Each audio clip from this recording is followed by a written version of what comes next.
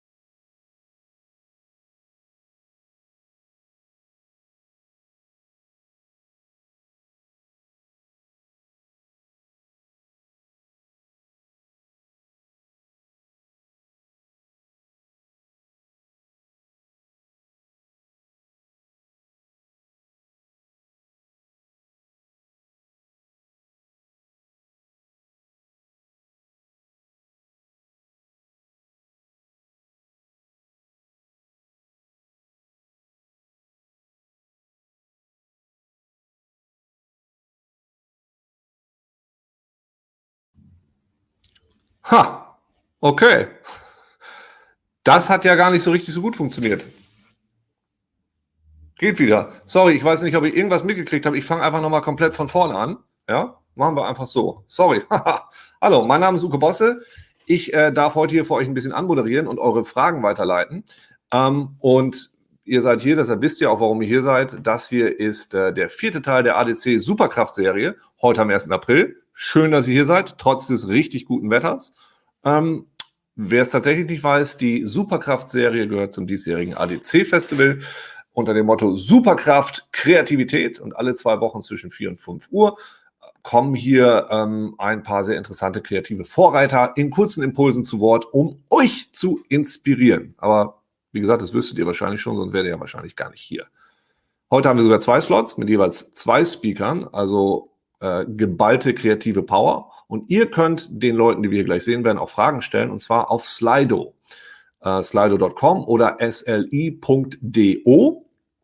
Da geht ihr einfach hin und gebt dort Ask Daan and Tobias ein und die Fragen landen dann direkt bei mir. So.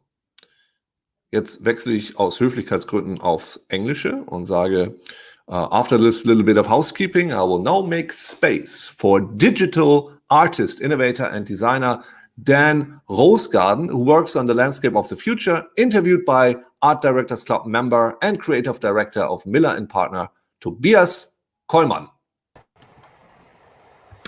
Yeah, thank you, Uke. I'm really happy to be here, I'm happy, although I can't see you all. But I'd like to introduce Daan Roosegaarde just a little bit, and so please start the screen sharing. Thank you. Daan is based in Rotterdam. That's his studio is in a former glass factory, as we can see here, and he calls his studio a social design lab, where he and his team of designers and engineers and scientists and all kinds of people connect people and technology in artworks that improve daily life in urban environments. They're supposed to spark imagination, and he's also set the goal of fighting the climate crisis. Daan's mantra is the Dutch word schoonheid. I've really practiced, and I hope I finally pronounce it right. It's a word with two meanings in Dutch. The first one is beauty, that comes from creativity. And the other one is clean, and that comes from clean air, clean energy, clean water, clean space. And those are his new values. And light is his language, and we can see that very clearly in the pioneering projects he's known for. Just to name a few, Waterlicht is one that we see here. He's done the Van Gogh path. It's a self-glowing pathway. It's a smart highway. It's a enlightened highway that glows in the dark and charges at day. And of course, his latest projects, the one is Grow. It highlights the beauty of agriculture and shows how plants can benefit from various light recipes. I think that's quite amazing. Maybe Daan, you can tell us a little more about that later as we talk. And the other one is Urban Sun, cleaning public spaces of the coronavirus using UV light to bring people together, to bring well-being, and just casting a ray of hope. Oops, I was a little bit too fast. I think my we can see that here. It's really a strong symbol. Okay, so Daan, to sum it up, Daan and his studio bring together art and science, and I must confess I'm really intrigued by things that are beautiful and really catch people's hearts at the one hand, and on the other are really based on scientific work and technology all at the same time. Okay, now let's get started. I think we can stop the screen sharing here. Daan, hi, Tobias. Great to see you. Hi. So, especially through the corona pandemic, art and culture, a lot of time is really being pushed back as non-essential. So, from your perspective, why is that, of course, why is that clearly the wrong way, and what role can design play in really solving the issues we are facing today? Yeah. Thank you for that, Tobias, and thank you for that introduction.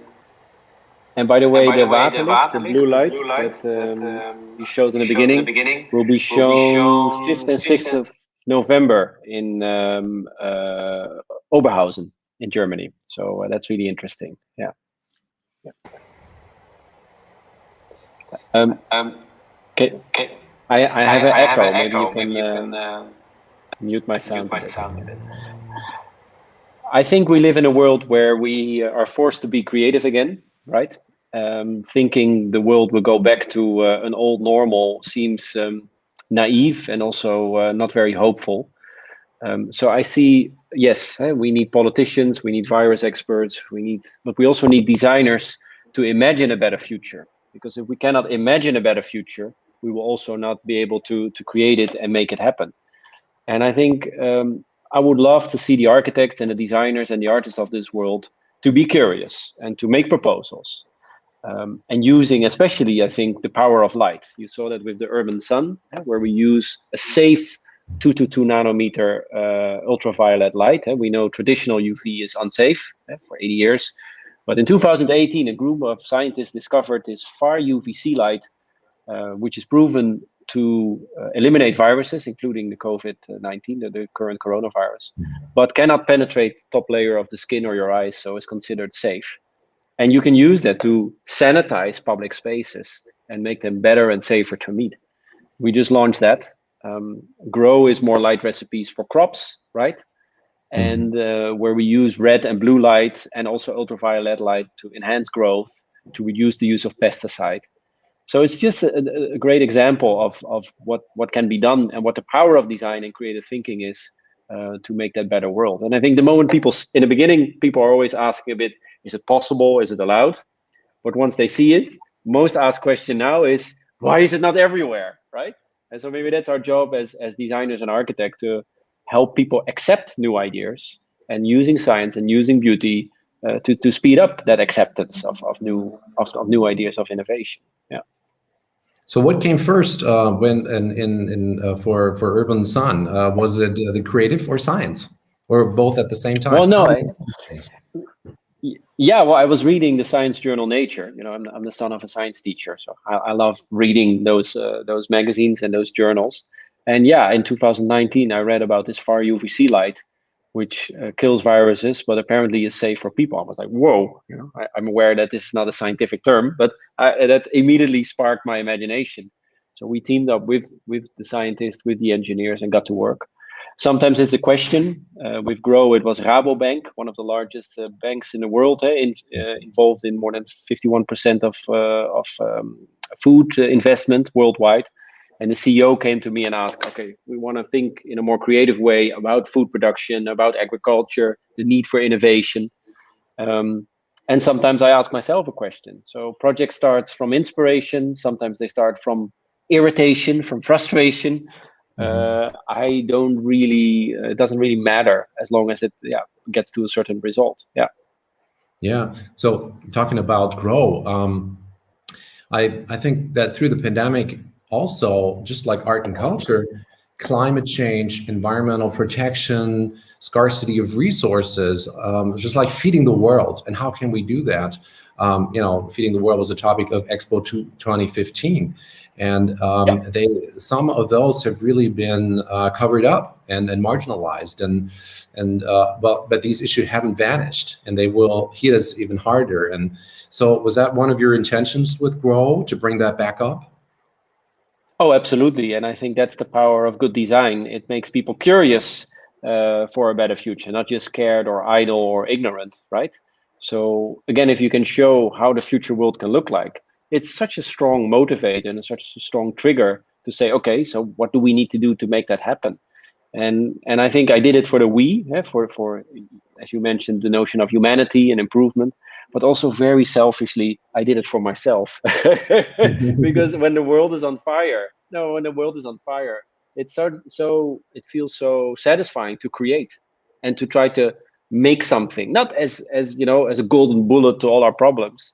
But I think me and the whole team of designers and engineers, which are working here behind me, felt that to contribute in a way was really satisfying as well. So I think every good project has a we and a me in it, right? If you only we, there's no personal motivation to make it happen. If there's only me, it becomes a little bit too small and too inner focused. So finding the balance in each project is really important, but you definitely need both to create impact and to make it happen. Yeah. Talking about impact, what's happening now with this thing? I've read one of your intentions was to inspire farmers. Is anything happening? I mean, is there something developing in which areas? Farmers or politics, or where does this project actually make an impact? Also, like the Grow movie that we made reached more than 650 million people. The Urban Sun movie we made, which you can look up online on YouTube or on the website, reached more than 850 million people. So yeah, you can imagine there are 2 free people just answering phone calls and emails. I mean, I didn't know there were that many farmers in Peru. Like it was really like there's so many. And so we're trying to figure out, okay, are they fans? Are they collaborators? Are they investors? And trying to manage that. Personally, I tune in every Monday. The rest of the week, I'm working on the new dreamscapes, the new projects. And yeah, I think launching ideas and sharing ideas. Sometimes people team up with us to make them bigger, and sometimes they kickstart their own project, and that's perfectly fine. In case of the Urban Sun, all the technical simulation, the way we've done it, is on our website. You can just download it, and with the right expert, you can do it yourself. So I think it's interesting because a lot of time people ask me, how do you know in the beginning if something is a good idea? Well, I have a very simple answer. You don't. You just spend an incredible amount of love, time, energy, money on it, and then it becomes good. And it's interesting, Tobias, because I was thinking, I was meeting with the Pixar people, right? The Pixar, the famous studio of the movie. And I asked them that same question, and they said, "Well, in the beginning, an idea is always a bit shitty. It's always not that good. Imagine you and I, we are movie makers, and we're going to clients, and we're pitching a big idea. Millions of euros, hundreds of people work on it. Will take years, and we're going to talk about the idea and say we're going to make a movie about a rat in a kitchen in Paris that cooks. And it's like, that's a really bad idea. And it became Ratatouille, a box office hit. Or no, let's make a movie about an old guy with balloons that goes up. Or no, you know what? Let's make a movie about a goldfish, right? And each one of them created their own reality, create their own hit, their own fame.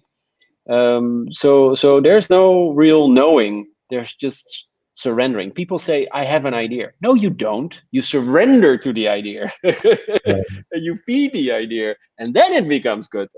And so to sort of have a project sort of finished and then handing it over to the audience and communicating and educating and also learning from them is definitely part of that process, and also part of the fun, I have to say. Yeah, but it's not static. It's not about being right. Absolutely.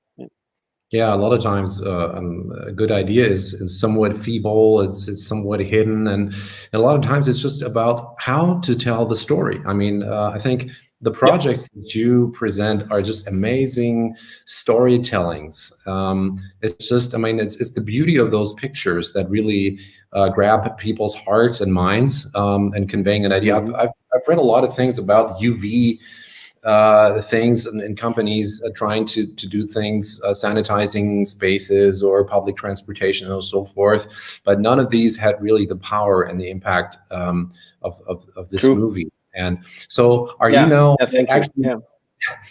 actually becoming just an influencer? Is that what you do? Just like an Instagram? I don't know. I mean, that hurts my feelings a little bit. So yes, yeah. No, I'm joking. No, I think what is interesting is that so you have, just to be clear, you have old traditional UV. That's 254 nanometers, exists for 50 years. That's harmful. The new UV that was discovered in 2018 is considered safe. So that's the difference. And yeah, what we did was sort of take that science and apply it, right, and tell a story. And this was information that was out there, but nobody knew about it, and nobody really cared. So yeah, I think it's definitely my job to activate and to drag it into a story and to make it shareable, but also activate the knowledge which is there. So many great ideas are hidden in drawers with dust on it, and which, if I would have a time machine, where I would go, not to the future, but I would go back in time. To which moment? To the moment the architect of the Pantheon in Rome, right, would pitch it to the client, a world famous person at that time, I think around 2,000 years ago. Imagine you're an architect, right? A lot of people in the audience as well are architects or have a training. Imagine you pitch a building and say, okay, we're going to make this building. It's going to take a lot of time. We don't really know the budget. People will most likely die building it. And there's going to be a hole in the ceiling. And most likely, most clients would have said, you're crazy, right? The pigeon will poop and it's going to rain. And then, no. But the architect of that time said, most likely, I don't know, I'm just imagining it. Like, no, the hole stays because it's the light from God. It's the light from all gods, right? Right. And somehow they convinced it, and they did it. And so every 4 or 5 months, I go to Rome. I order a shitty lasagna on the public square outside, and I go inside, and it reminds me of the power of radical thinking. If they would have covered it up, it would have just been banal and boring. And the power of the Pantheon is still there. So don't be afraid to be bold. Believe in radical thinking. Team up with really smart people to make it happen, and it lasts for 2,000 years. But there's definitely a sort of power in the Pantheon, in the hole in the ceiling, right? Yeah. Right, absolutely. It's the power of those ideas. And talking about thinking strategies, you've just mentioned that. When it comes to real innovation, a lot of emphasis is put on creative thinking strategies these days. And can you share a little bit about your own thinking strategies and that of your studio? Yeah, sure. Well, I mean, like what I said before, like you don't own an idea or you don't have an idea. You you basically surrender to an idea. And many times, you know, I do my homework. So I read, I write, you know, I go to musea. This weekend I was in Insel Hombroich in Germany, which I can highly recommend. It will open in a couple of weeks. Beautiful. So see things, you know, like try to learn from them. But most of the time you wake up at 4 o'clock in the morning and you have an idea. And this is not necessarily a glamorous moment, because most of the time you're like, oh boy, oh, I have an idea. And it's uncomfortable, because you know, oh, that's going to take another year or two, and a lot of time, and a lot of love, and a lot of convincing. So it comes from inspiration, how to grow crops in a more sustainable way, or how can we use the power of light to create safer places so we can physically meet again, something we all crave for. But also from irritation. Hey, you know, why do we have all these signs and these plastic barriers? Why do we accept pesticides, which has such a bad impact on our soils? And then I make a sketch, or I write a story, or I make an animation or an artist impression, and I put it on the table here behind me to the team, and I say, well, I'm not necessarily sure what it is yet, but it has to be ready in 3 months. And they like that, and so they feed it with their own knowledge and their own expertise, and it becomes better. I'm always happily surprised, but they make it so much better, you know. And then it's there, and then people say, oh, that looks really simple, or oh, you should have done that before. Yeah, and then you start again. So it's innovation in that way is very ungrateful, right? I'm saying this with a smile. You have to go through those processes, and yeah, that's okay. Yeah. That's great. Thanks for sharing that.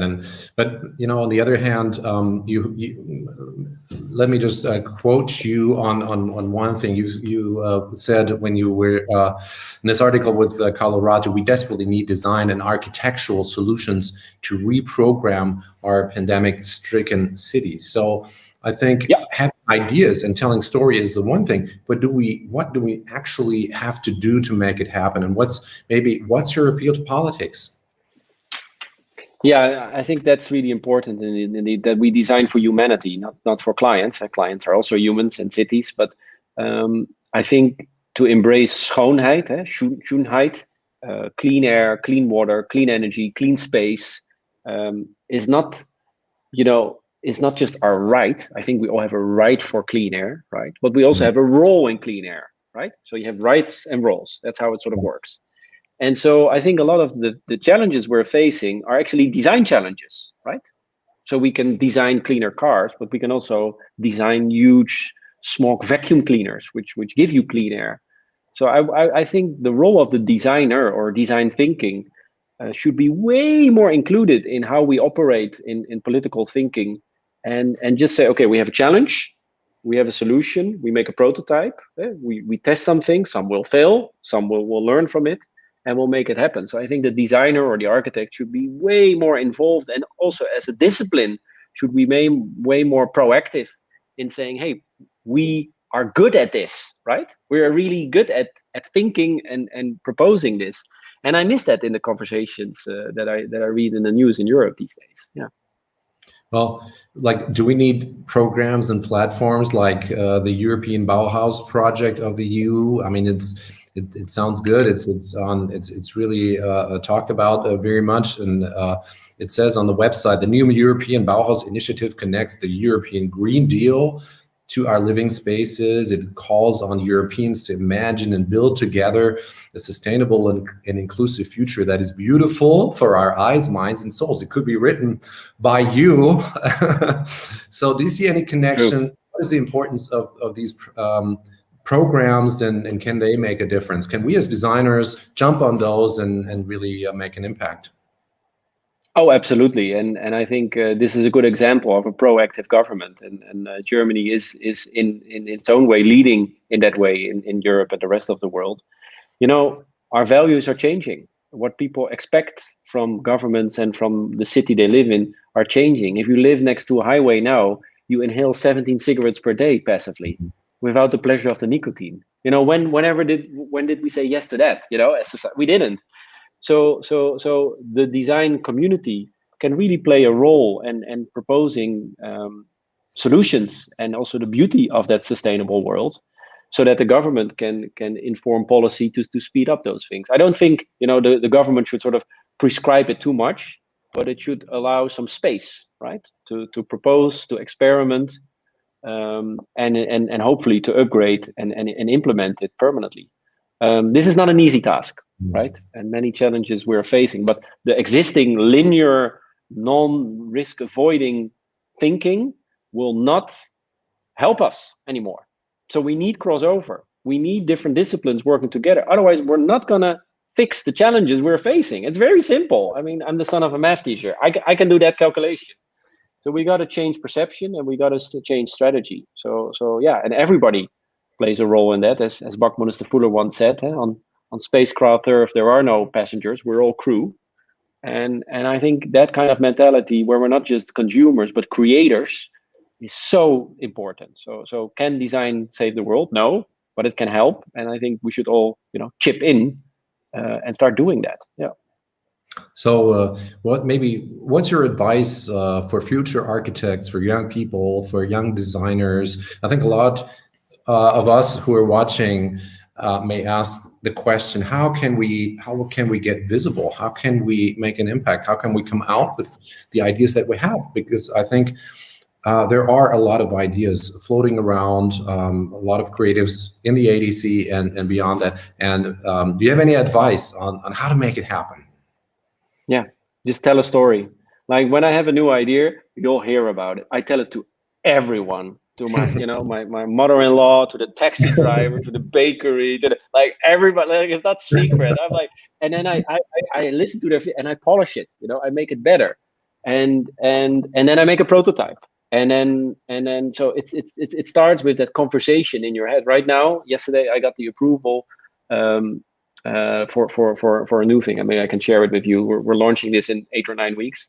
So the problem with today is we can't travel that much, so we don't see new places, right? We're sort of our world is becoming very boxed in, Zoom calls, but also our world. So, and I realized that there's a need for celebration, right, in a new way. And fireworks is prohibited, very traditional and polluting.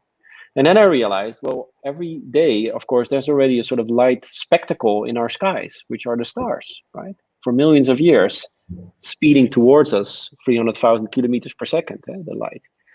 And but we don't see them because of light pollution, the sky glow. So I convinced the city now for 1 night, for 1-2 nights, to shut down all the lights for an hour. All the lights of the, with the community, all the street lights, all the billboards, all the houses. So we can celebrate the darkness for an hour and we can see the stars together. And I think, that is sort of the way to think on in a way, I'm sort of undesigning, right? I'm removing things and that's there. Exactly. And you're unveiling something which was there already millions of years ago. So that's also a nice way of design thinking, removing what is not what is polluting and therefore revealing what is already there, right? It's very Japanese in a way. So what I would do is tell a story, tell it to yourself, tell it to everyone, make a prototype. There will always be people saying what you want is not possible. You ignore them with love. So you hear everything and you listen to a little bit. And that's a very subjective, because you don't want to ignore everything, because then you become too arrogant. But if you listen to everything, you will never achieve something. If you have a radical idea, you propose it to a large group of people and everybody says it's a good idea, it's not a radical idea, right? So you have this sort of love and friction play. That is design, and that is creation. And just surrender to the idea and don't be so scared, but be curious. It's not easy. I'm not saying it's easy, but it is needed. Yeah, absolutely. Well, before we look into the question, I think there are quite a number of questions now in good. Let's do some questions. Channel. So Uke, I'd like to hand it over to you again and see what's there. Yes, thank you very much. Very, very interesting. I have a couple of questions myself, but I'm going to ask the questions that we got here first. So we have one question. Reworking the culture of failure is a big topic here in German agencies and companies. How important is failure to you, and how important is fun? Yeah, that's a good question. Well, every project failed, and usually 4 weeks before the opening, right? That's sort of, I don't know why. It's like it's clockwork. Failure is food, right? You gotta, because sure, you are mad and frustrated for a couple of hours, but there's no light, there's no hope in that kind of thinking. So you gotta zoom out and you gotta look at it, change your perception, zoom in and make it happen. For example, when we did the smog-free project, right? We had a problem of financing, making these clean air towers. What's the price of clean air? And then we realized we have smog particles. And then we realized 42% is carbon. Carbon under high pressure, you get diamonds. So we decided to make smog-free rings. I have one here. These smog-free rings of pollution. And by sharing a ring, you donate 1,000 cubic meter of clean air. The finance we made with the jury helped to build more towers. So the frustration of not being able to get financing or getting approval pushed the design, pushed us to look at our own project and our own way of thinking in a different way. And fun, yeah, well, there's always 80% BS to get 20% beauty. I don't know if you can say bullshit in Germany, but I just did. And that's a good day.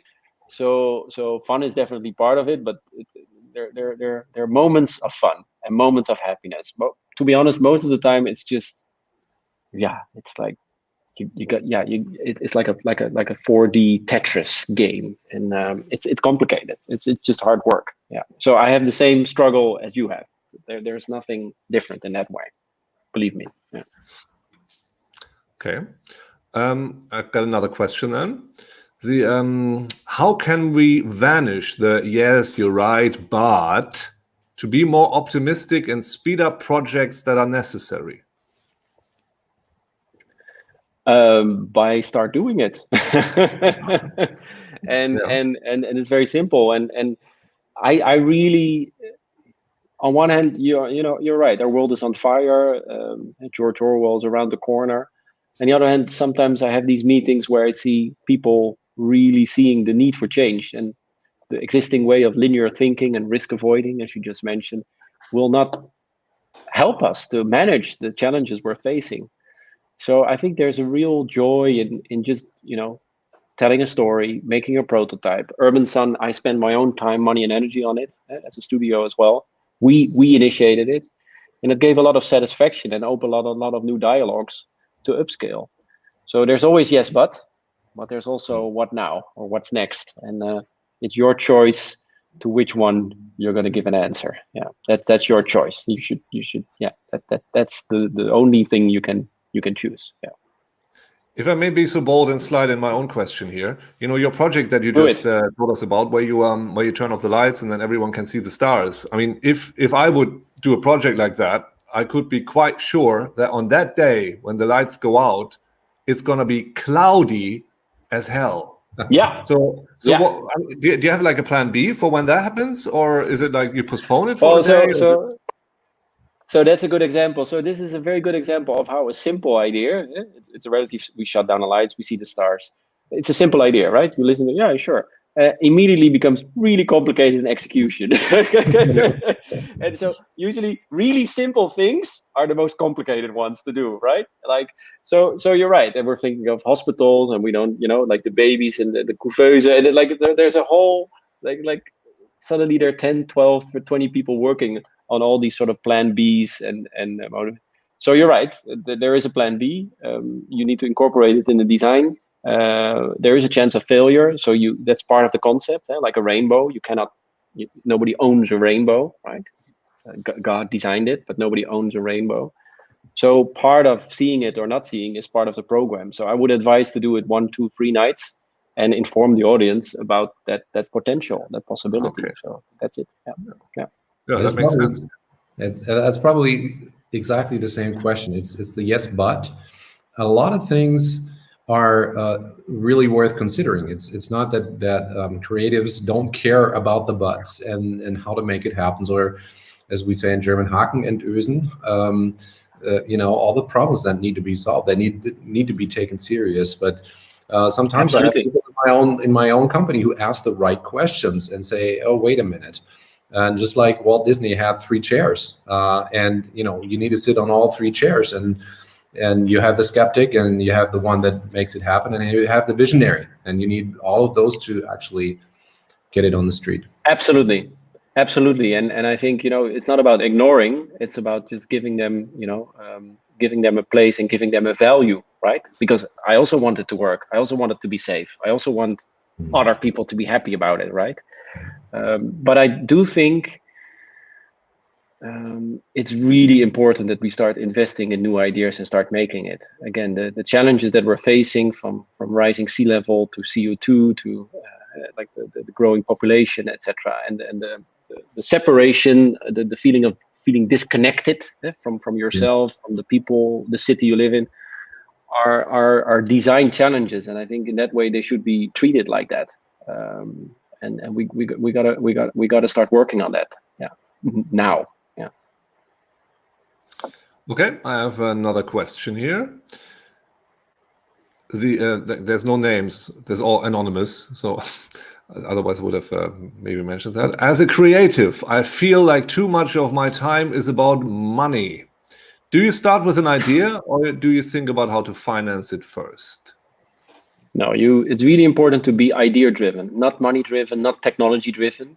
The idea will guide you. If the idea is relevant, usually it is. If you believe in it, it will create its own meaning, and then the money will follow.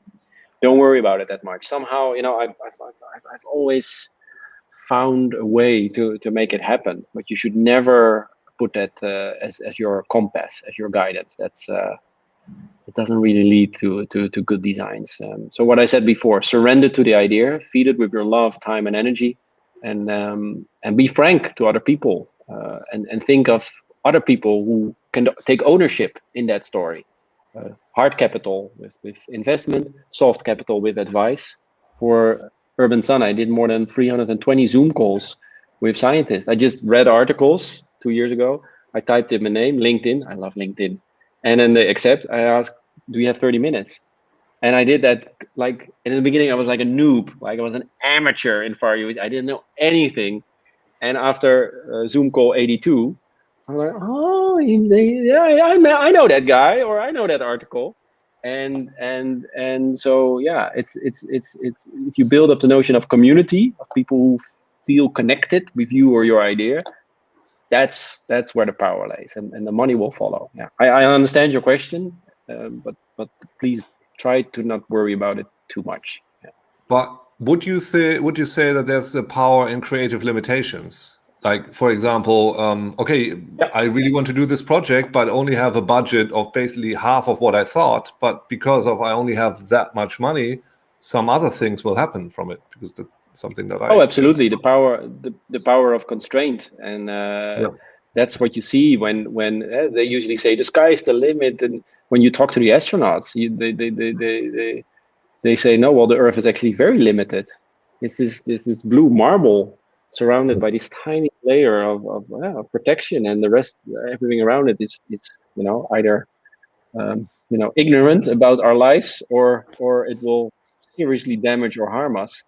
So it is limited, the world we live in, and at the same time our minds are not, right? And so the moment you make connections between the limited physical world and the unlimited thinking world, that's when you create impact. But you're right, the power of limitation. If I wouldn't be Dutch, I would be Japanese, right? The notion of the minimalistic thinking, very, very important. Yeah. Mm-hmm. I believe also a good idea is always a good idea if it's scalable. I've seen many ideas who were just big because they needed to be big and use a lot of money. And I think that there's a great power in thinking about scalability. Yeah, good ideas want to grow, and they're like sort of mutants. You're just like, I'm just trying to get some shape in it. But a good idea also, it gets out of control, or it gets in co-control. Maybe that's a better word. But it becomes bigger than you really fast, and that's scary because we're designers. We like control, right? That's part, I think. We like control, but the good ideas get a little bit out of control, and you should also see the beauty in that. I know it's difficult, also personally for me, but It's okay. The beauty of co-control. I would love to talk more about that next time. I have another question. What inspires you the most? It's a bit broader. Oh, that's very, yeah. I mean, that like today, what inspired me is, like how can we celebrate together? How can we feel connected with ourselves, our body, our city, the people around us? We're so trapped in our little Zoom screens, our friends reduced to pixels on a computer screen, surrounded by plastic barriers and distance stickers. Is this our new normal? No. And so how can I, as designer, as artist, create something that brings you to another level of feeling connected? That's definitely one of the biggest inspiration. And so you try to make things which trigger that feeling, that connectivity. Yeah. And also there's a thrill in having a radical idea and then somewhere along the line getting it realized with the shutting down the streetlights. That we're like, well, is it actually happening? Like, yeah, they said yes. Yeah, they said yes. Or it's like, okay, so it's like, so it's also fun. Like we call that Maya in the studio, most advanced yet acceptable. So if you push an idea too far, it dies, it fails, it doesn't work. But if you stay too safe, it becomes boring or nobody cares. So finding the edge of what is and what is not possible is incredibly satisfying and inspiring. And I encourage you all to, practice that on a day-to-day basis. Yeah. Would you say that your inspirations change? I mean, what the stuff that inspires you most? Is there something where you notice well, I mean, of course, we're all living in very difficult times at the moment. So I can tell from what you said that this is at the moment foremost of your mind. But is it does it change every year or every 2 years? Oh, absolutely. Oh, absolutely. And you can be inspired by anything, by Beijing smog, by the wing of a butterfly. But I think irritation and frustration are also really important. Yeah, so I wake up in a world where public space is abandoned and we don't meet each other and our minds are not diversified anymore. That's a frustration. So Urban Sun came from that. So I think find things that inspire you, but also find things that irritate you, that really frustrate you, literally like, and then try to do something with it. Don't be mad, but be curious. So yeah, focus on the irritation and focus on the inspiration. I can highly recommend that. Yeah, maybe to conclude, what I sometimes do just to keep focused. I do 3 things that irritate me. For example, then I start working with clay. I hate clay. Your hands get like dry and it's like this massive, and you have to wait in the oven, and then it breaks and it takes too long, and it's like this. And then I do it for an hour, and then I realize, oh yeah, I love light. It's immaterial. I love interaction. I love. So I maybe that's for the people who are listening.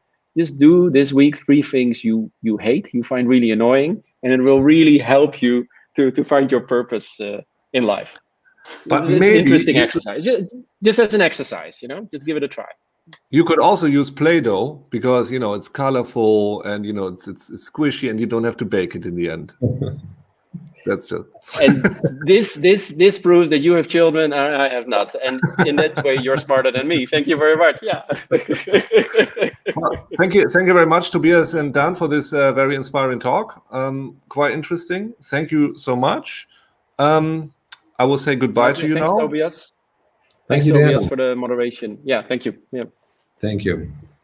Bye-bye. And we will now slide over to our next, ich rede mal wieder auf Deutsch, kurz zwischendurch. Wir kommen jetzt zu unserem zweiten Slot für heute. Da geht es um eine soziale Medienplattform, die aktuell in aller Munde ist, und zwar Tick-Tock. Die kennt ihr wahrscheinlich alle. Wir haben heute Boorman, den Head of Creative Lab, hier für euch, und Franziska Gregor, die ist Teil des Agency Partnership Teams. So, und die werden uns in einer Keynote jetzt ein bisschen was zu dieser Plattform erzählen. Ihr könnt wieder auf Slido Fragen stellen. Diesmal braucht ihr aber einen anderen Hashtag, und der Hashtag heißt Ask Franziska and Neil. Okay. Franziska and Neil, hi, how's it going? Hello. Hi. Hello. How are you doing? Good. Thank you for the invite. Really exciting to be here. Cool. Well, yeah, then, thank you. I turned up early as well, and that was a really inspiring talk before, so thanks for that. I might ask you some questions about my TikTok channel afterwards, but we do that. You can do that. It might cost you. Okay, that's fine. That's fine. I'm willing to pay. So, but I'll let you get on with it. Please, this stage is yours. Great. Perfect. So today we would like to talk a little bit about the TikTok universe, and we got a presentation for you. First of all, while sharing the presentation, maybe Neil, you can start introducing yourself. I'd be delighted. Yeah, I'm Neil Boorman. I lead Creative Lab throughout Europe. Creative Lab is basically TikTok's own in-house inspiration and ideas place. We're a full-service kind of mini agency within, I say mini, there's 50 of us now across Europe. But yeah, we're a full-service agency within TikTok, and we love to work with brands and help them make best practice campaigns on the channel in all shapes and sizes. I'd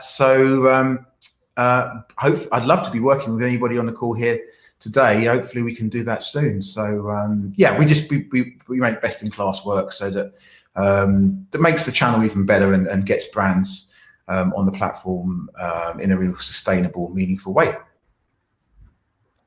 Thank you, Neil. So I will introduce myself quickly. My name is Franziska. I'm the lead for the creative partnerships team for Dach in Berlin. And I'm working with creative agencies, sound and content productions, and also bring artists and brands together. Perfect. So can you see the presentation? Yes. Perfect. That's great. Okay, so today we will talk a little bit about what you need to know about TikTok, a few essential figures, and give you a quick overview about the formats.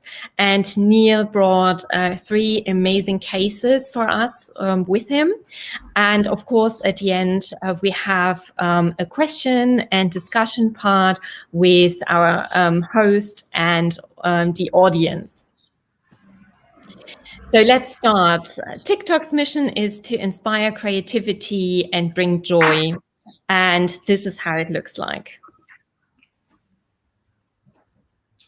Whatever you do in slow motion, pick it up now, Millie. Pick it up now. I hear your heart beat to the beat of the drum.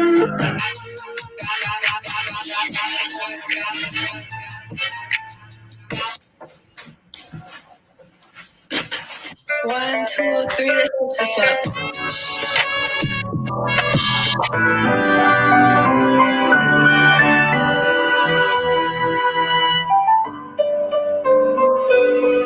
So, and as you can see, TikTok offers a lot of diverse content, not just lip syncing and dancing, but also a lot of infotainment, comedy, entertainment, learn with TikTok.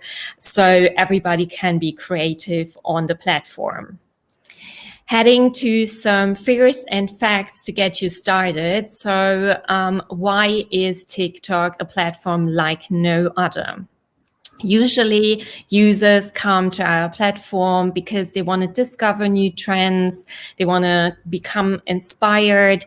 Also, we are a sound on platform. Music plays a large role on the platform. And with all that inspiration, they create new trends and share their ideas on the platform. We have around 100 million monthly active users in Europe, and most of them do share their content and their ideas on the platform. So what's important to know is that TikTok is operating on a content graph, not on a social graph. What does that mean? So a content-led algorithm is based on the things that a user is searching for and that he likes and is looking for within his feed. So, for example, I'm a huge rock fan, and I get a lot of like rock content, less fashion and beauty content. And if my, hobbies change and I want to use more or want to see more content around cooking, the algorithm will change and show me a lot more about this subject. And that's why 54% of our users spend over an hour on TikTok each day. And for everyone who is already using TikTok, you probably know, you know how it works. You open the app and then you think, oh, I just slide through for a few seconds, and then you're sucked in for 2 hours. The average duration per day is around 1.5 hours, and that's more than on other social media platforms. What I think is really, really interesting is that our users see us and see the content on our platform as extremely innovative, and also the products that we bring to our platform. And of course, creativity plays a huge role, and that's why Neil will show you a little bit more about the interface, the products that we offer, and of course, the creative best cases. My turn to talk then. Here we go. So we talk about some best practice stuff and just quickly run through some of the basics. And apologies if you're already familiar with those basics, but sometimes it's good to just run through those quickly. So the biggest thing about TikTok is, as Franziska said, it's not something that you use standing at the bus stop to kill 5 minutes until your bus arrives. It's literally, well, you can do that, but you're going to be at the bus stop for quite a long time. You're probably going to miss your bus because it's really a kind of thing where you sit back and watch for quite a long time. And the thing that keeps you engaged for so long is this discovery thing. So it's not just about being spoon-fed stuff. It's not an echo chamber or a content bubble. Across these 3 different interfaces, you can discover all the things you love, but also tons of stuff you didn't know you loved, but you do right now. So the 3 ways you do that is obviously for the For You feed. That's kind of the live scrolling channel. The real sleeping giant, which does break a lot of trends at the moment, is like the discovery page. And there's a whole editorial team that works with, cultural organizations, as well as brands, to kind of just set daily trends. And some of it's around topical stuff like your traditional Mother's Day and Valentine's Day, all that kind of stuff. But then much bigger kind of global social trends that are happening, especially around music, because at the moment TikTok is breaking so many trends in music itself. And the third one is just the profile. So you can you can discover so much content on different creators' profiles and discover loads there. So yeah, lots of ways in and lots of ways to kind of stay on there for hours and hours and ends. I need to stop doing that. I'm losing sleep at the moment. I can't get to bed before 3 a.m. So here's our 4 ad formats. The first one is called Top View, and we call it, I don't know if you've ever been to Piccadilly Circus in London, call it Piccadilly Circus in your pocket. Essentially, it's like this big, like all-seeing, all-dancing kind of ad product, which 100% of the people see every day when they boot up TikTok. It's full screen, it's the first thing you see, and it's really the place where you put all your premium stuff. So yeah, you can adapt your TVCs for it, or you can produce something specifically for that. But that's where you're kind of safe space for kind of very glossy branded stuff. That's where it works the best. In terms of engaging our community, really Neil, the best way to do that. Neil, should we watch the example? Oh, yeah, sorry, yeah, videos, aren't they? Yeah, here we go. Well done.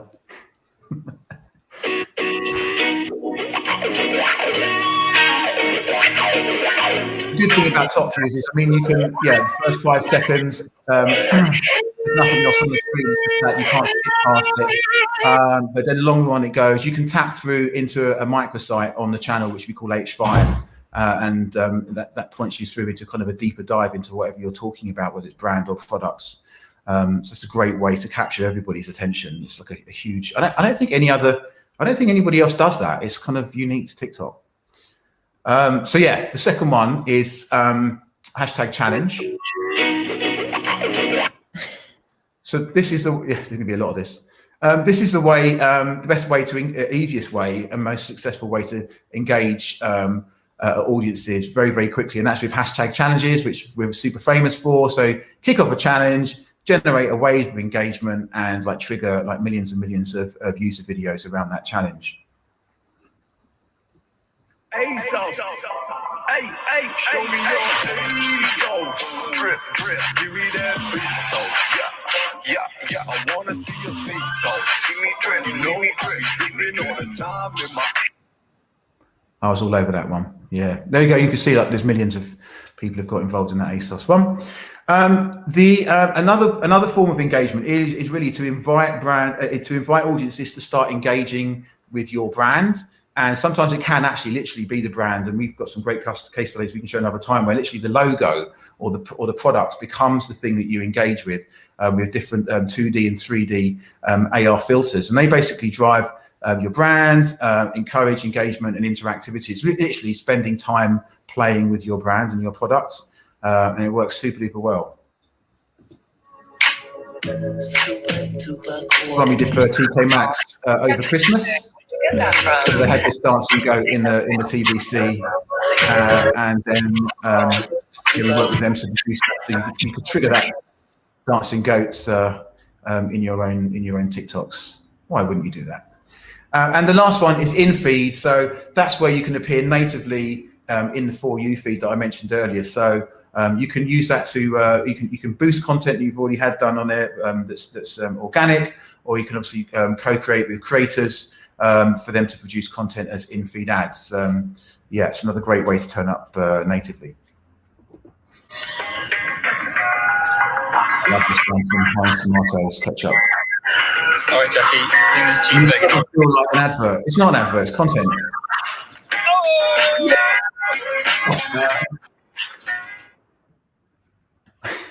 Yeah, I love the campaign. So good. So I've got a deeper dive on three campaigns, which we're really proud of recently. The first one is Montclair, which our guys at Creative Lab worked on as well. This ran across different regions in Europe, and we're super proud of it.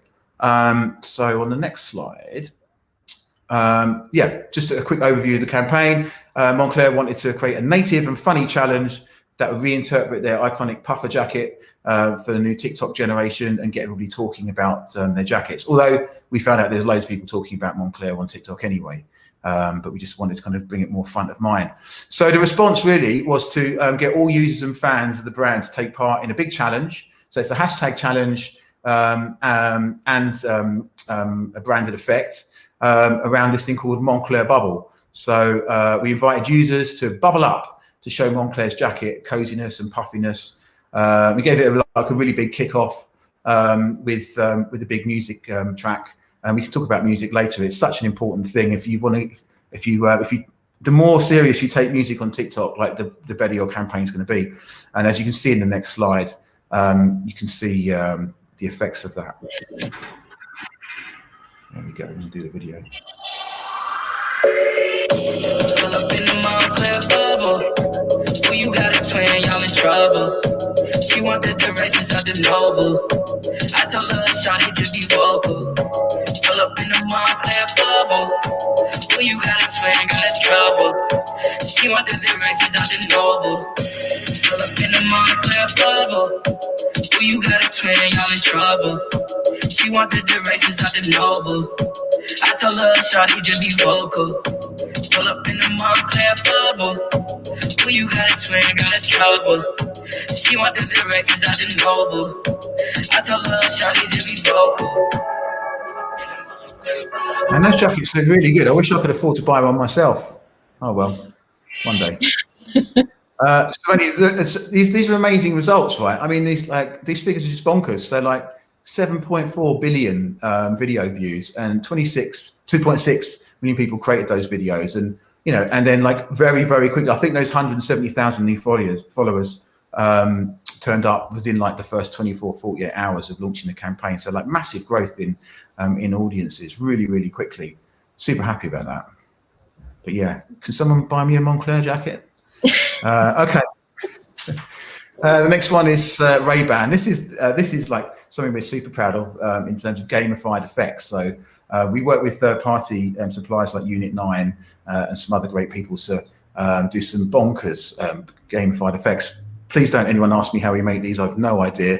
That's all of our guys somewhere in some TikTok dungeon producing this stuff. It's incredible. So the campaign overview is Ray-Ban really wanted to express their creativity without denying identity through their iconic eyeglasses. So they wanted creators everywhere to express their most fearless and authentic selves. So wearing fantastic sunglasses that don't inhibit your own personality and style. So we thought that's a perfect platform for them as TikTok, and we used a combination of top view and branded hashtag challenges to bring that to life. So what we did is create this amazing gamified experiment and it was a brand new format, gamified branded effects. So we matched Ray-Ban's pioneering spirit to become the first brand to use a gamified effect. It's basically playing ping pong with your eyebrows. Who knew? Yeah, it's super funny, and I think it was launched in all Europe, but this is, I think, an Italian example. Le cose più facili sono sempre le più difficili, come questa. Ho fatto 15 punti, non so nemmeno come. È un movimento semplicissimo, perché quando scendono le palle devo alzare le sopracciglia, no? E io non lo so fare questa cosa. No, non si fa. Ecco, aspetta. No. Aspetta, credi in me, vedi? Devi credere in me. Allora, aspetta, No. Aspetta 30 anni, aspetta, vabbè, dai. I mean, if you'd told me 10 years ago I'd be speaking to an audience of thousands about ping pong eyebrows, then I wouldn't have believed you. But here we are. This is it, TikTok 2021. We've got a video to show, talk you through all the different things that we did with the campaign.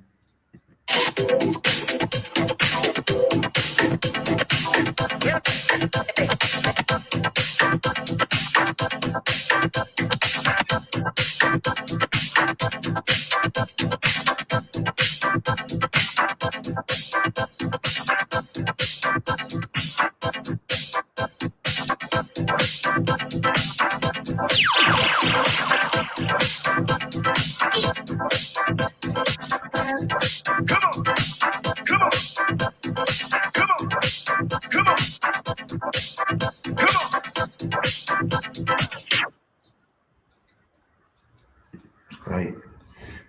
Some pretty fantastic results on this again as well.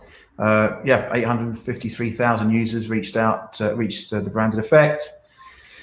It's clicked on nearly 300,000 times, 1.2 million video views. You know, and that's and the campaign run for quite a short time, limited time. So it's amazing, amazing results for a campaign like that, and a first both for TikTok and for Ray-Ban. And just to say, you know, we at Creative Lab and TikTok, we love pushing out new firsts with our partners. So, you know, like, can't wait to work with any of you guys if that's the kind of thing you're interested in doing. The last example is something closer to home, which is for KFC in Germany. And this is a great culture play. I think, you know, TikTok culture is so strong. I mean, it's famous for so many different things, a lot of things we just talked about. But I think the strongest thing is that we just, you know, we populate culture, like, and it's setting new trends around the world, but not just in music, but in fashion, obviously in dance, in all sorts of different types of cultures. And it's a really simple and effective way to kind of reach new cultural niches, mass niches throughout the world. And it, you know, and you know, it's quite easy to get it right. And I think in other places, in other times, it's quite easy to get it wrong, to turn up and speak to a new audience and you think you're talking in their language and you get it completely wrong, and it's a disastrous waste of money. On TikTok, honestly, if you know, follow a few simple rules, the engagement can just be so special, just like this. So for their first TikTok campaign in Germany, KFC's mission was to create a buzz around their brand, and at the same time generate positive engagement with the German hip hop community on TikTok, of which there are very many people.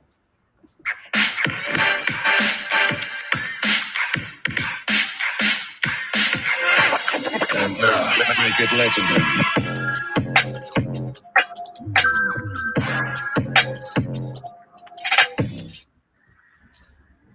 Great. So yeah, we started to run hashtag challenge using hashtag KFC Make It Legendary to engage the entire TikTok Germany community. And we coupled that with a brand effect so you can boost engagement, and then they added on some in-feed ads as well to raise the profile. And they did that with 21 creators who kicked off the hashtag challenge. So this is like a full, the full range of paid for products on this to launch it. And wow, it did really, really well.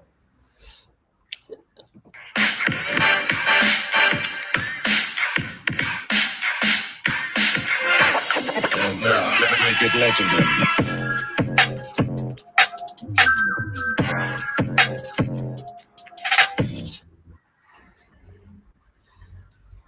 So yeah, great results. It was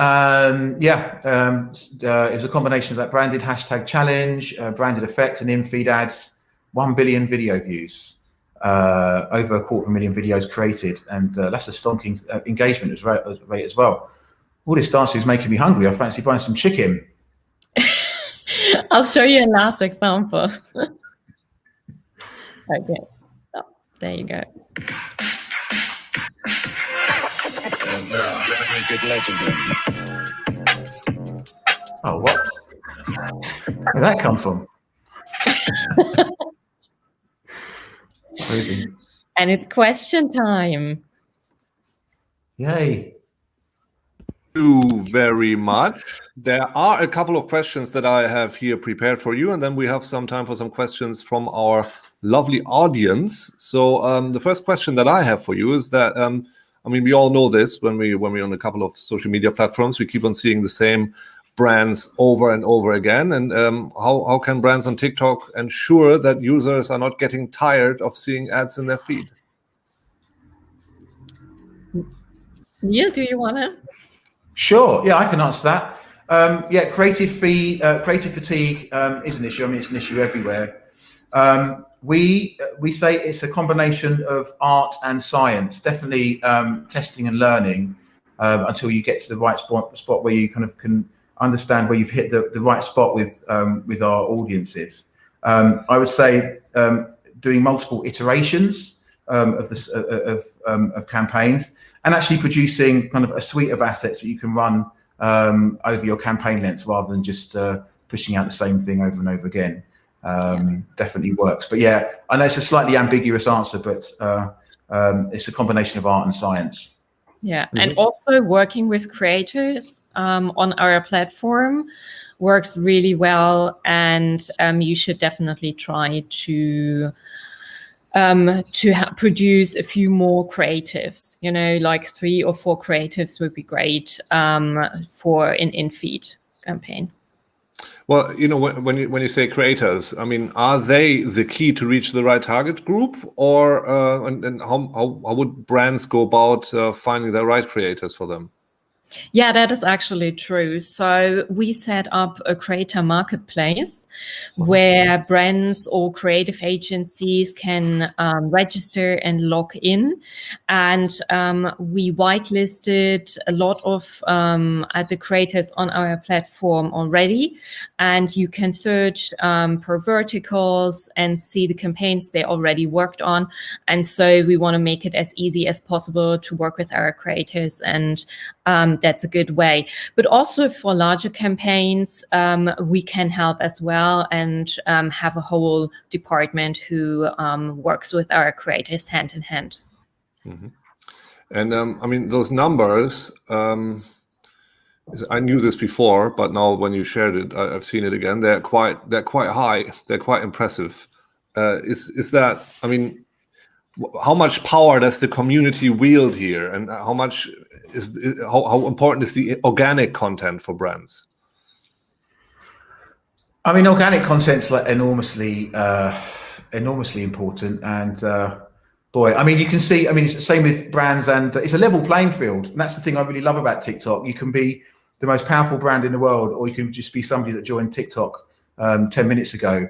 You know, if you can post something organically, and like you go to bed and wake up next morning and you're TikTok famous, it's crazy.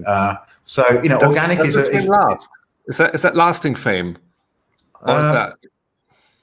It's I mean, all fame is fleeting, no? Yeah, it is. And I you think have that's more of an existential question. It is a bit. Yes, sure. if you're super creative, it is lasting. Mhm. Yeah, I think consistency is really important, and what we say when we work with brands about joining the platform and then thinking about their organic and their paid strategies, really just to find a meaningful role on the platform, and usually that role comes from the core principles of the brand, like what's the personality, what's the principles of the brand, what's the role that your product plays in people's lives, and how do people interact with that product. You don't need to apologize for it. It's not those bad old days of branded content where you kind of apologize for turning up in people's feeds and do something which is paid for a brand but isn't really about the brand or the product. That's kind of all over. You saw that with the Heinz thing. Heinz ketchup is in the summer is about like putting on your beef burger in a barbecue, and so you demonstrate that with some native TikTok culture by doing that kind of jump cut thing, and it's not it's entertainment. It's not an advert. So and there's so many good examples of brands that have really found their way. I'd say like people like the Washington Post are amazing. How they just use one person. He's like the one man living, breathing embodiment of the brand, and he talks about really complex things every day in a kind of memeing way, and it's enormously popular with a whole generation of people that wouldn't normally buy newspapers. And there's literally them, and he lives and breathes the principles of the paper every day, and most of it's organic actually, and then some of it's paid once in a while when they have a big promotion. But it's just a great example to check out. So, it's very clear that sound, like you call it sound on experience, that is a very important part of TikTok, right? There's a lot of people dancing. And so what kind of role does sound and music play for the brands that want to use TikTok? Like sound is like your secret sauce without oh, sorry, do you want to go? No, it's secret sauce. That's what I wanted to say. All right, there you go. I said so. It is secret sauce. I tell you, put it this way, at Creative Lab, when we're producing campaigns, we often start with the track. We find the track first and everything else follows around it. When you've got a really strong track like that Montclair track, that alone can propel the campaign for months within TikTok, but also like beyond that, and then into Spotify and onto YouTube and other channels, and suddenly it becomes like an actual cultural trend outside of TikTok. That's really exciting when that kind of thing happens, because it takes on a life of its own, and then and it can make people very, very famous very quickly. Say like with suddenly a man's car breaks down in the morning and he can't get to work, so he gets on his skateboard, drinks some ocean spray, and TikToks while he's listening to Fleetwood Mac, and suddenly he's him and Ocean Spray and Fleetwood Mac, massive like global megastars again. And they bought him a big truck, didn't they? Wasn't that? They did. Yes, they did. Since this talk is called Superkraft Kreativität, Superpower Creativity, is there anything that would nail down the idea of creativity as a superpower? Is there any idea where you would say, okay, wow, this for me was like whoosh, that shows how much creativity is a superpower? First of all, I would say the special thing about TikTok is I worked in advertising for around 12 years, and I know that it's really difficult. If you present your own idea, you always make yourself vulnerable. You feel like, okay, this is my idea and I want to put it out there, but I'm not sure of the reaction. But we created a really positive environment. So I think the superpower is being yourself, be true to yourself, and have a diverse platform. So we talk about inclusion. We have a lot of, people from the LGBTQ plus community on our platform. The female company, for example, talks about female sexual education. And I think this is the superpower. The superpower is being straightforward and also talk about, be brave and to talk about all the things that are important to you. And not just superficial, but that are close to your heart. Okay.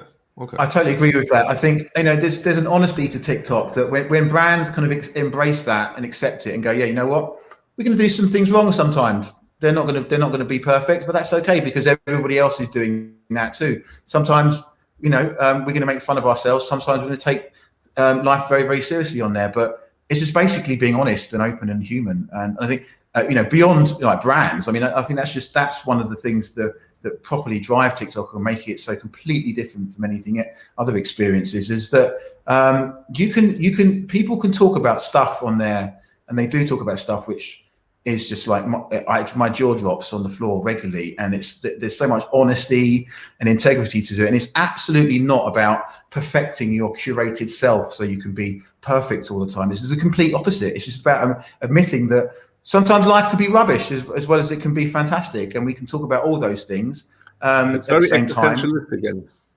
Sorry, it's very existentialist again. Yeah. Very cerebral brand. Yes, it's very. Yeah. I have a couple of questions now on Slido, and I'm quite interested in the first one myself. What tends not to work on TikTok? Well, we say one of our lines is don't make ads, don't make TikToks.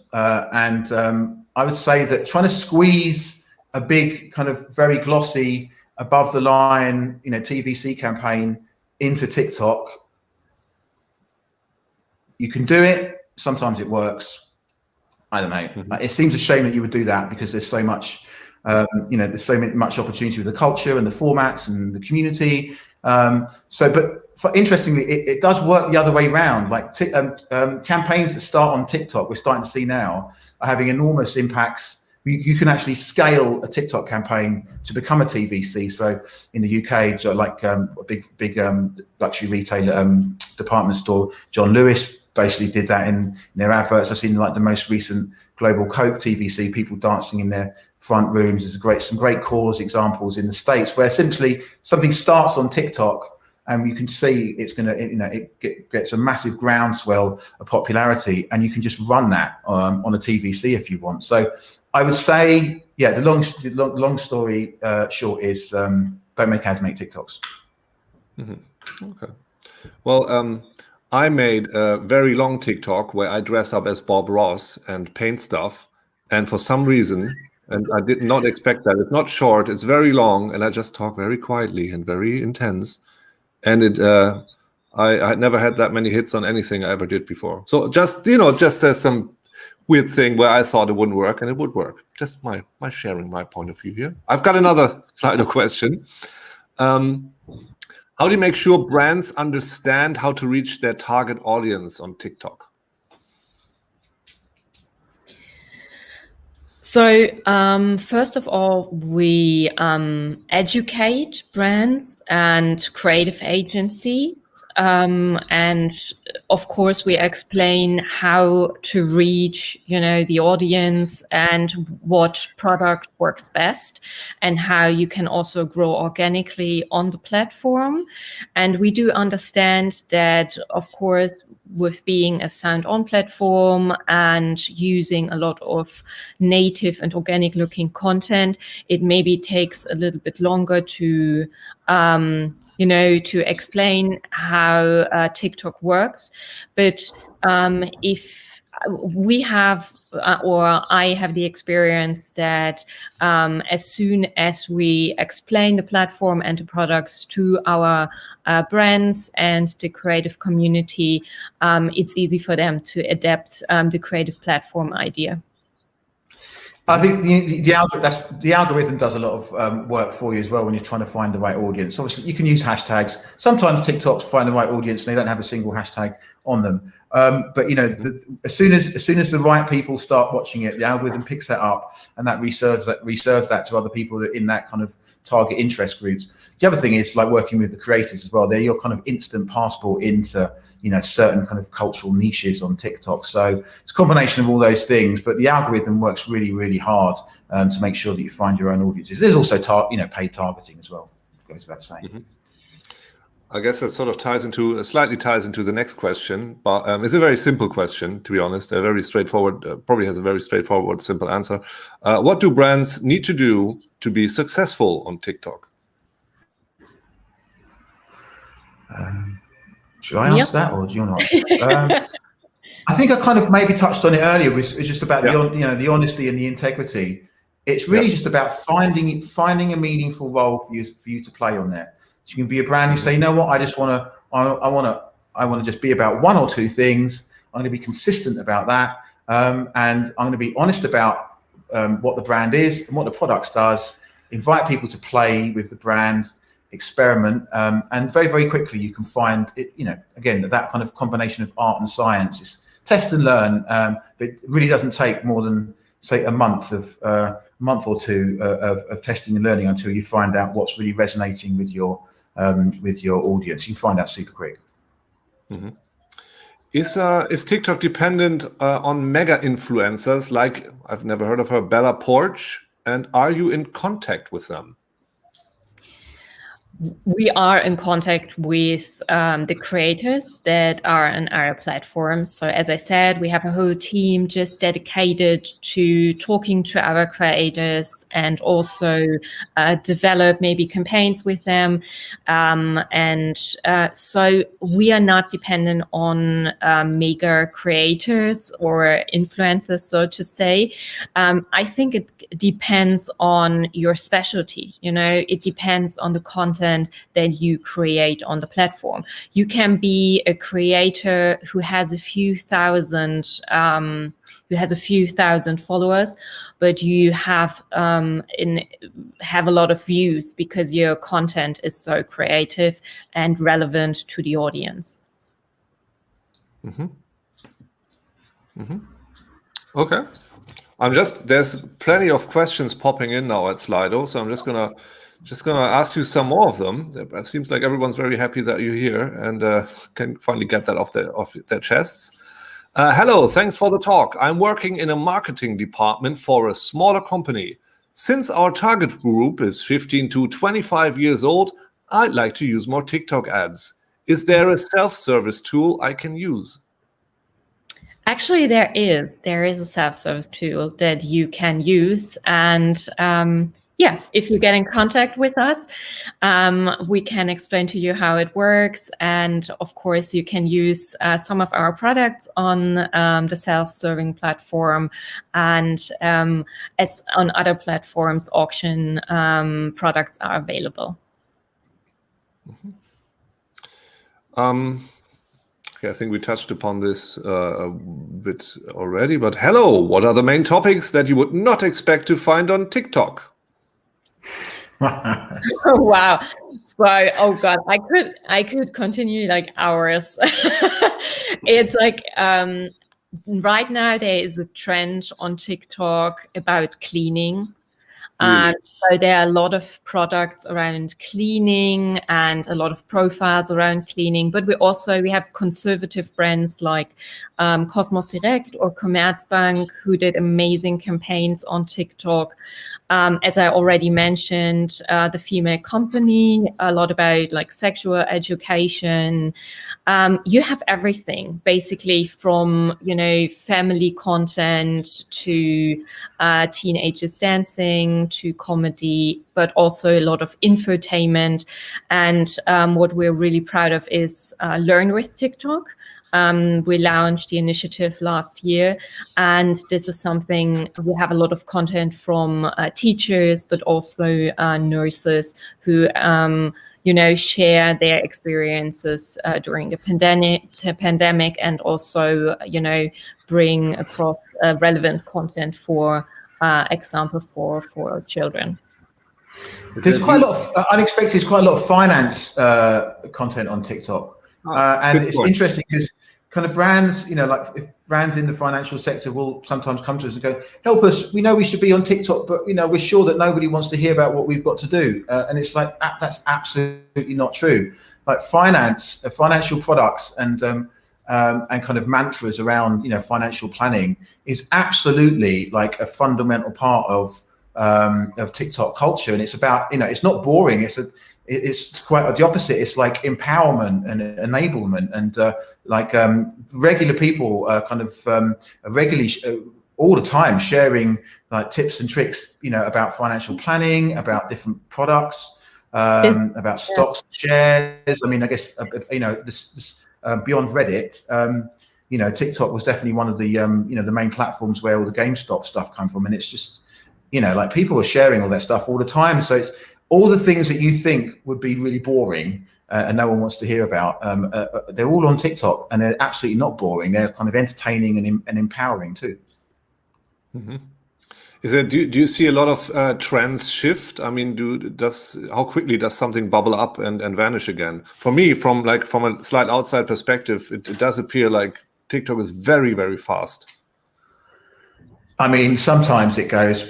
I mean, it depends. I mean, you know, small trends. You know, it's just like memes, isn't it? Really, something which you know seems like absolutely, you know, it's the best thing you've ever seen in your whole world, in your whole life ever, just happened right now, and you look at it again in, you know, like the next day, and it's kind of not quite as interesting. So, you know, some trends definitely do come and go overnight.